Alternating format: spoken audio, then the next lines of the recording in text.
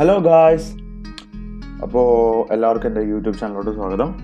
ആദ്യം തന്നെ എനിക്ക് എല്ലാവരോടും സോറിയാണ് പറയാനുള്ളത്. കാരണം എന്ന് വെച്ച് കഴിഞ്ഞാൽ കുറച്ച് കാലങ്ങളായിട്ട് വീഡിയോസ് ഒന്നും ചെയ്യാൻ പറ്റില്ല. ഞാൻ വളരെ ബിസി ആയിപ്പോയി കുറച്ച് പേഴ്സണൽ ലൈഫിൽ. അതുകൊണ്ട് ആണ് വീഡിയോസ് ഒന്നും ചെയ്യാൻ പറ്റാത്തത്.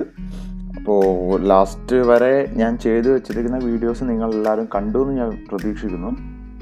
അപ്പോൾ കഴിഞ്ഞ ലാസ്റ്റ് ഞാൻ പറഞ്ഞത് ലീനിയർ എൻറ്റിറ്റീസിനെ പറ്റിയാണ് ഞാൻ ലാസ്റ്റ് ക്ലാസ് എടുത്തത്. അതായത് ലീനിയർ സ്കെച്ച് പാറ്റേണിനെ പറ്റിയിട്ട്. അപ്പോൾ അന്നേരം സർക്കുലർ സ്കെച്ച് പാറ്റേൺ അതിന് മുമ്പായിട്ട് സർക്കുലർ സ്കെച്ച് പാറ്റേണിനെ പറ്റിയിട്ട് പറഞ്ഞിട്ടുണ്ടായിരുന്നു.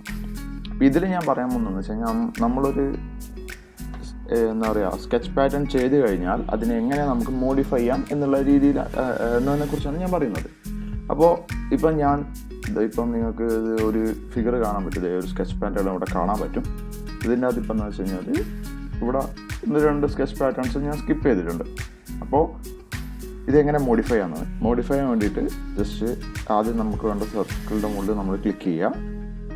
എന്നിട്ട് പുറത്തോ എവിടെയെല്ലാമായിട്ട് റൈറ്റ് ക്ലിക്ക് ചെയ്യുക. റൈറ്റ് ക്ലിക്ക് ചെയ്യുമ്പോൾ നമുക്കൊരു മെനു വരും. അതിൻ്റെ അകത്ത് താഴെ എഡിറ്റ് സർക്കുലർ പാറ്റേൺ എന്ന് പറഞ്ഞുള്ള ടൂളാണ് നിങ്ങൾക്ക്. ഇത് ക്ലിക്ക് ചെയ്യുക. ടൂളല്ല, ഓപ്ഷൻ. അപ്പോൾ അത് ക്ലിക്ക് ചെയ്യുമ്പോൾ നമ്മൾ സർക്കുലർ പാറ്റേണിൻ്റെ ഇതിലോട്ട് പോകും. അപ്പോൾ നമുക്കിവിടെ ഈ സർക്കുലർ പാറ്റേണിൻ്റെ എല്ലാ എന്താ പറയുക ഫീച്ചേഴ്സ് അല്ലെങ്കിൽ നമ്മൾ കൊടുത്തിരിക്കുന്ന ഡയമെൻഷൻസും കാര്യങ്ങളൊക്കെ നമുക്കിവിടെ കാണാൻ പറ്റും. അപ്പോൾ ഇതിൽ ഇൻസ്റ്റൻസ് ടു സ്കിപ്പിൽ ഓൾറെഡി സ്കിപ്പ് ചെയ്ത ഇൻസ്റ്റൻസ് ഇവിടെ കാണാൻ പറ്റും.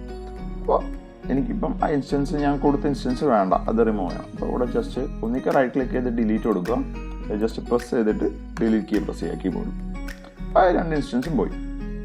ഇനി എന്താ പറയുക, അപ്പോൾ ആ ഇൻസ്റ്റൻസ് പോയി. അപ്പോൾ എനിക്ക് വീണ്ടും പഴയ പോലത്തെ ഇൻസ്റ്റൻസ് കിട്ടി.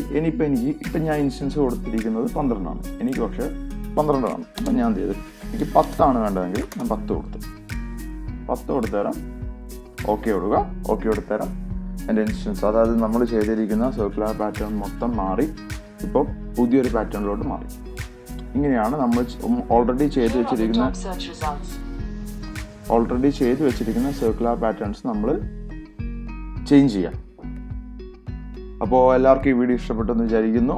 അടുത്ത വീഡിയോയിൽ അടുത്തൊരു ടോപ്പിക്കായിട്ട് വരുന്നതായിരിക്കും. ബൈ.